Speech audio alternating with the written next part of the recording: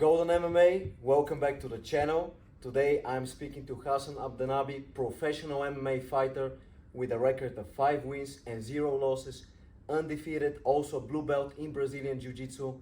Ghassan, thank you very much for accepting the interview and being You're here. welcome. Thank you. We have a lot to speak about. Obviously, you were in Thailand, you've been preparing, you've been training very hard. Yeah. Can you tell us more about the last 3 months, I believe, in Thailand? Yeah, of course. Yeah, I've been to Thailand because I wanted to see for myself what would happen if I put all my focus into training. Because the last couple of years that I've been fighting as a pro fighter, I've been doing it next to my full-time job. So I was only able to train like 4, maybe 5 times a week. So I wanted to go to Thailand or any other country basically to go there and submerge myself into fighting and see what would happen if I will be able to train 2 or 3 times a day. Exactly. So basically, it's important to say you do not need to fight. You have a good job. You can have a normal life just like everybody, but it's your dream to be a fighter. Yeah. Why do you want to fight? I think it comes from within, basically. I'm a guy that always likes to challenge himself and always want to be the best. It doesn't matter what we do, even if it's like a small game or playing some soccer outside or anything. I'm really competitive. And getting into fighting, for me, it was something I always wanted to do, but I only did it when I was 17. And the moment I stepped into the gym, I was like, okay, this is me, this is my life, this suits me. And when you started, you began with kickboxing, right? Why did you make this transition to MMA? Basically, I started kickboxing 15, 16 years ago, I think, at undefeated. Yeah. And at the time, I did some competition. I fought some fights, but it didn't win good. I won my first 2, if I'm correct, and then I lost like 3 in a row. Yeah. And I was like, I was not motivated anymore. I was feeling shit about it because I always want to win. And at the same time, MMA came to Nebuchadnezzar, his gym. Yeah. And it was kind of new, and I was like, wow, what is this? And like rolling on the ground, and then I tried a couple of lessons, and I was like, okay, this suits me so much better than kickboxing. I found that I was good at it, so I made the transition from kickboxing to MMA after basically trying it and feeling like, okay, this suits me a lot better. So basically, it was a very good decision because you're undefeated, 5 wins in a row. You haven't competed since 2019. What was the reason? Was it Corona? Yeah, basically it was Corona because I was in a shit position basically because before everything stopped, I was on a roll. 2019 was a great year. I won a title, I defended a title, I fought in Groningen. Yeah. I finished all my opponents. I got signed to a huge management company, and my girlfriend and I, we were preparing to go to Thailand in March 2020. Yeah. Basically to go there and train there because also with management we're talking about some good fights. Yeah. And a week before we were supposed to leave, we gave up our apartment and everything, and I was living with my parents, and a week before we left, COVID. And basically, a couple of months ago, I started training seriously again because during COVID, it was hard to train. Yeah. Of course, you trained every once in a while with a couple of guys on the low, but I couldn't get in a camp and do like the proper preparation for a fight. So basically, COVID, blocked me. Yeah, but now you're back to training. As you said, you were in Thailand, you've been preparing there. How was it there? How was that period? It was crazy actually because I came there and I was training at Tiger Muay Thai, a really huge camp in Thailand, basically in the whole of Asia. And being there was so great because basically you're at a place where everyone loves fighting and love what they're doing, and they got a great facility and also a lot of people at a high level to train with. Because as you get better and as you get to a higher level, it's hard to find the people to train with. And that's also one of the things I was noticing in Groningen, that okay, we got great teachers here, but it's hard to find a heavy guy who's also at the same level. So going there and being able to train with guys who are already in the UFC or training at one Cage Warriors and be able to compare myself with them was great, and I think I learned a lot. So yeah, those 3 months were perfect for me. And you're going again, but this time to Indonesia, I believe. When are you going that way? Actually, in a week. In a week. So in a week, I'll be going for the second part of my training camp for 6 weeks. I will join Bali MMA and probably head over to Soma Kickboxing to check it out for a while. Yeah. So I'm curious how level there is some new. It's a whole new environment, new people, new trainers. So basically going there and learn as much as possible. And when can we expect to see you back in action? When do you think you might, not might, but when do you think you will fight again? I think the soonest will be December. That's what I'm aiming for, but there's a huge probability it will be January or February next year. Yeah. And the goal for next year is basically to compete as much as possible, because those 3 years it took a lot from me. It's a lot of time lost in a sport where you constantly need to be developing, need to be fighting. So yeah, hopefully December. If not, then it will be 2023, and I'm aiming to compete as much as possible then. And what is your goal? Where do you see yourself, let's say in 5 years? What is the ultimate goal? And the ultimate goal would be, I think for every fighter, would be a UFC champion, of course. I think UFC is still the biggest league there is in fighting, although one championship and belts are like really good as well. But if I would tell you my dream, yeah, basically like heavyweight champion of the UFC. Yeah. And looking at the competition, looking at the landscape of opponents there, what do you think? How do you match with those guys? I think if we look at the ranked fighter, they're all insane. I even saw like Johnny Walker in Thailand. It's weird to see how big those guys are, but I think with most of them, I think I will do really good. Yeah. But I'm not there yet and to say that I will take out the whole top 15. No. Basically, I need to fight, and I think when I'm back on a roll and I had the cage experience, I think I will match up pretty good because my striking is good. My ground game is getting a lot better. So going to Thailand and being able to compete with people that are already fighting in the UFC and measuring myself against them, I think I do make a good. I have a good shot like this. Yeah, and that's very good that you're very realistic, that you know, because there are many fighters who are delusional, but you are working hard. You are not there yet, but it's a matter of time until you get there. So that's very, very important. Now you've been fighting you said you began with kickboxing 16 years ago. Yeah. What inspired you? Why did you start training combat sports? Basically, I always wanted to do combat sport when I was little, but I never did it. And growing up, I was a little more troubled than I am today, and always getting into fights and getting myself in trouble, basically.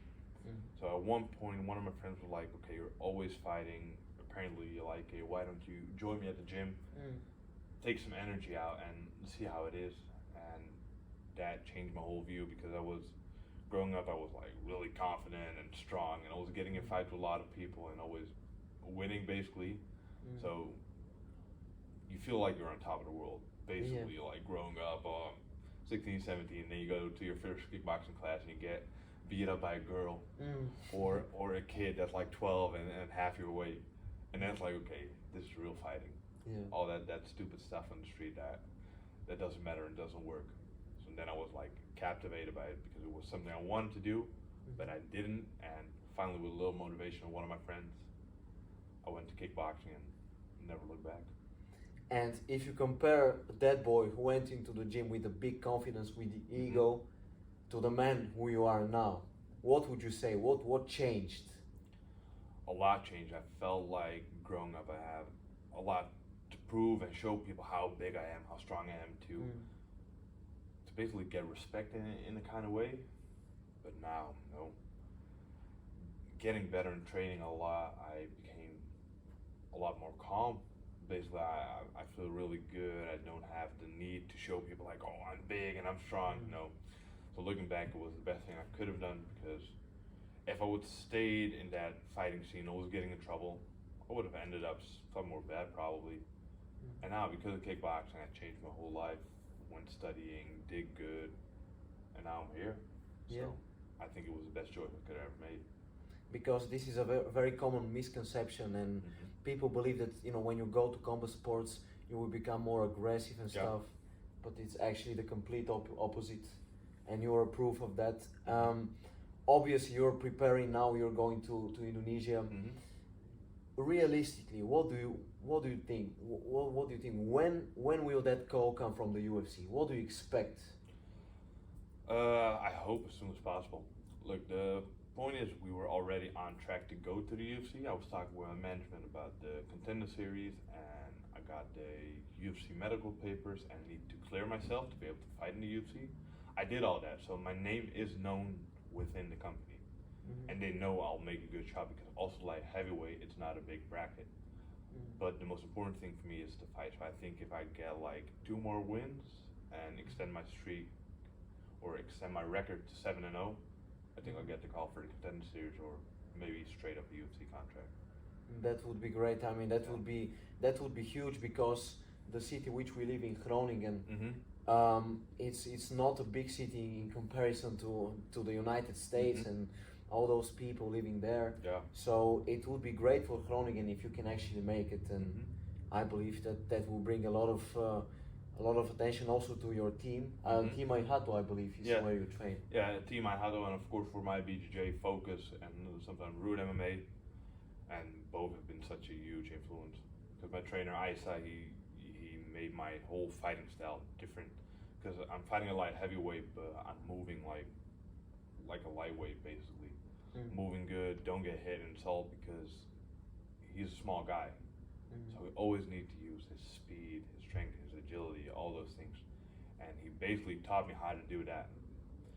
So that's perfect, and that's why I still love training at Aihato, because the technical level is like really high. Even coming back from Thailand and seeing the trainers there and comparing it, I'm like, wow. It's like basically the same. Only the different part is in Thailand you got a lot more people to train with. They're at the same level. And here at Focus and Root MMA, it's basically the same, because for my first title fight I started training with Orlando more seriously. I had some jiu-jitsu experience, but it was mostly from MMA. But training with Orlando and focusing on my jiu-jitsu, it's been such a fun journey, because like, oh, I'm always a striker and I'm winning everything on basically by knocking the guys out. But now I'm like, okay, I got so much options to submissions and all that. Like, I'm comfortable on the ground, and that's all due to Orlando and Focus and all the guys here, of course. And even holding up there in Thailand, grappling with a lot of good guys. It's like, okay, we're from a small city, but we got some good trainers and we got some good people. And I think at the end of the day, that's what matters. So basically, we're doing all right here, because you said you've been to Thailand, and comparing the level, the difference is not big. No. It's actually not worse at all here. And obviously, shout out to Orlando Prince, our coach. So you're working on every aspect of your game. You've developed your ground game, striking. Obviously, you have many years experience. And you mentioned Johnny Walker, that you saw him there. Did you actually get to train with him? No, unfortunately not. He was training at AK Thailand, but I saw some crazy guy like Diego Lima. I saw him at Tiger, Valentina Shevchenko. Really? Peter Yan just got there again, and it's crazy to see all those guys coming there and basically meeting like real life heroes almost. Like, always seeing them on TV and walking the same gym as you. It's insane. So I didn't get to train with him, but I did sat with him a couple of times, talk with him, and like a guy that's competing at that level, but is so open, and you can just have a nice chat with, and like tell him like, oh, I'm aspiring to get in the UFC, and that's also great. That's amazing. And when you looked at the way those people were training, so Piotr Jan, Johnny Walker, what is the intensity? How do those people train? It's insane. But I think a lot has changed also in the game of fighting, because in the beginning it was a lot of intensity, and it still is, don't get me wrong, but a lot more fighters are looking to the scientific side of training, and that's one thing I saw at Thailand, because they got an excellent strength and conditioning program over there, a lot of good fitness teachers, and they're inventing all new exercises to improve every little aspect of your game. So they're looking at fighting from a more scientific way, basically. So if you look at those fighters, they're training extremely hard and going at it, but they're also training extremely smart. And that's one thing that I saw, like, okay, like training hard won't get you everywhere. No, you need to be smart. You can't just continually tear the body down. That doesn't work.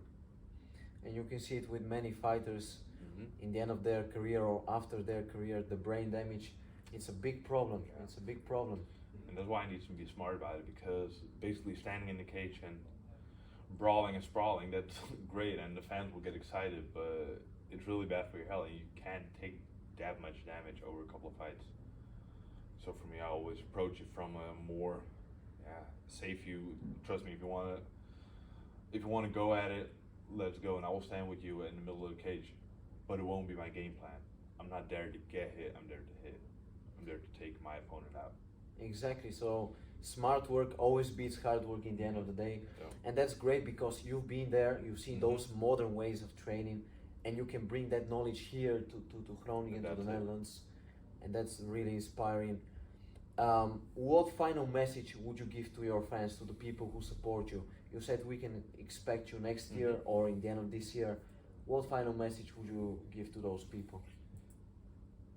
I think I would say, like, I hope you guys are looking forward to the next fight and to the journey, basically, because a lot of people are supporting me and I got people watching, and like basically they saw me competing when I was training 4 or 5 times a week. I've changed so much. I've been training the last 3 months. I've been training 2 to 3 times a day, so my level has changed so much. So I'm like, yeah, my message would be, you haven't seen anything yet, because now I'm like, I always took training seriously, but now I have no, how do you say it? I have no distractions. Mm-hmm. So when I'm not distracted and I can train and train in good places, I think I'm a dangerous fighter, and I think people will see where my level is at. So we've seen that you are 5-0 without even training full time now. Mhm. You've been completely dedicated, devoted to the sport. This is your number one priority. Yeah, And I'm looking forward to see that version of you in the cage. yeah, me too.